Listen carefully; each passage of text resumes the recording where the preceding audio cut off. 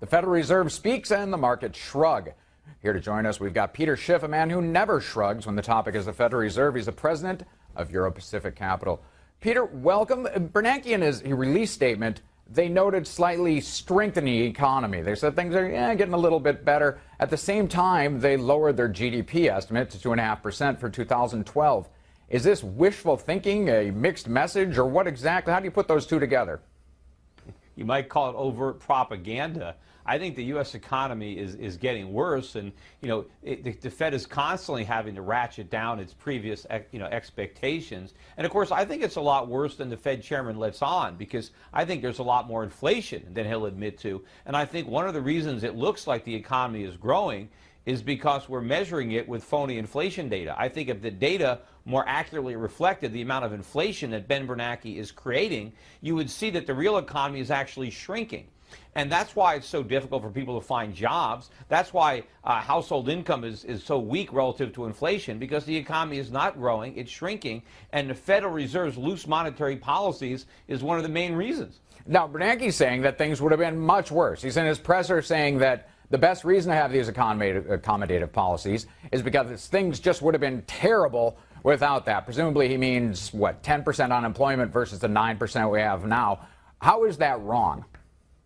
Well, maybe to the extent that a heroin addict would say, yeah, if I wasn't taking more heroin, I'd be going through withdrawal. Yeah, maybe the withdrawal wouldn't feel as good as being high as a kite, but it's a necessary part of the healing process. By keeping the economy addicted to cheap money, he's preventing a real restructuring from taking place, so we're not going to have a real recovery. Part of the recovery process is higher interest rates, but he won't let that happen. Bernanke refuses to take that punch bowl away, and so the government keeps getting bigger, we keep spending money we don't have, we delay the day of reckoning, and we make our problems bigger because instead of solving them, he's numbing us to the pain with all this cheap money. But meanwhile, the disease is getting worse and worse, and eventually we're going to die of an overdose if he doesn't cut it out. But doesn't the market, to a degree, set the rates? For instance, the Standard & Poor's came out and said, listen, the ratings for the U.S. economy are way too high. We're going to take it down to AA+.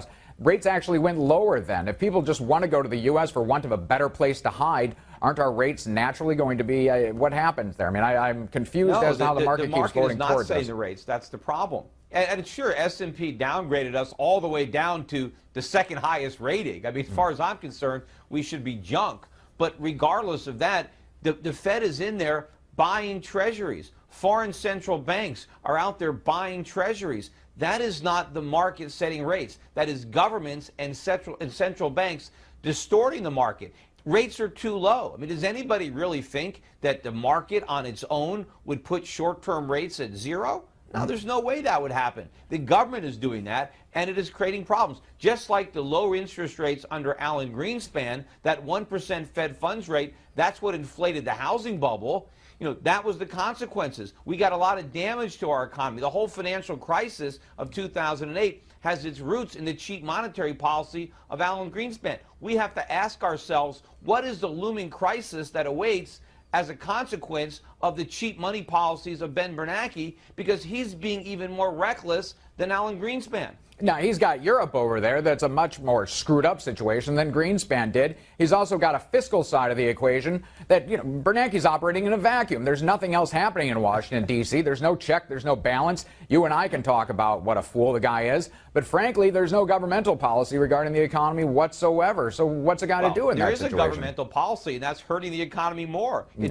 It's growing the government. The government is enormous. That's what's hurting the economy. But if the Federal Reserve stopped buying all these bonds and let interest rates go up, the government would be forced to make cuts, just like Europe is now trying to force Greece to make cuts, but the Federal Reserve is letting our politicians off the hook. And by the way, the situation in Europe is actually working to Ben Bernanke's advantage, because people are so worried about the euro. They're buying dollars that they might not otherwise buy, and so that's buying us some time, because the dollar collapse is being postponed by the problems in the euro. But the dollar collapse is still coming, and it's going to be that much more spectacular now because of all the extra money we've printed and all the extra money we've borrowed because of Ben Bernanke. Can we beat the euro to zero?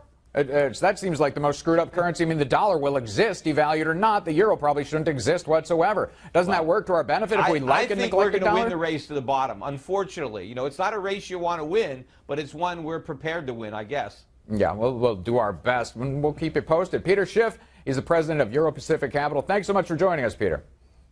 Anytime.